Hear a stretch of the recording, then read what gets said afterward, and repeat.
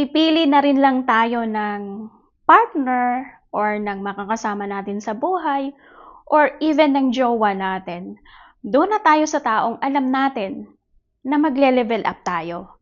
Doon na tayo sa taong alam natin na kaya tayong turuan sa mga bagay na hindi pa natin alam. Doon tayo sa taong kayang dagdagan yung mga knowledge natin sa mga bagay-bagay na hindi pa natin alam. Doon tayo sa taong kayang i-unleash yung full potential within us. Doon tayo sa taong, in short, may pangarap sa buhay.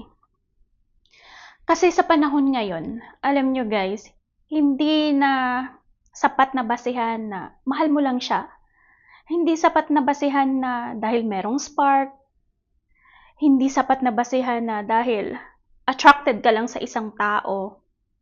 Dapat sa panahon ngayon, magiging wise tayo sa pagpili. It's because na yung gagawin nating desisyon sa ating buhay, it is a major decision. It involves us. It will determine yung magiging buhay natin. So bago pa natin pagsisihan, dapat sa pagpili natin, magiging wise tayo. Doon na tayo sa quality. Examine your situation. If you are stuck in a situation na alam natin na parang walang growth, parang ganun at ganun pa rin over years, parang kontento na lang sa ganun na lang, maybe it's a red flag. Hiwalayan mo na. Kung jowa mo pa lang yan, hiwalayan mo na. It is a red flag. It's because na bago ka pa makapag-invest ng emotional investment mo sa tao na yan, even your time, even your love, kung alam mo naman na red flag na nga, huwag mo nang ituloy. Baka pagsisihan mo lang. So, yun lamang guys. And alam ko na ngayon is Happy Hearts Day sa lahat. Yung very famous na sinasabi nila na Happy Valentine's Day.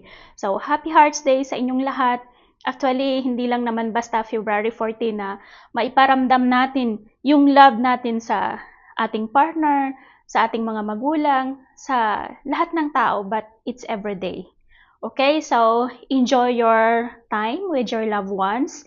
And God bless everyone. Isa lang ang lagi kong sinasabi na whatever you do in life, make sure that it makes you happy. For in life, walang rewind. There's only a flashback. Okay? So, maraming salamat sa inyong lahat. Have a nice day. Wanderlust here. See you on the next one.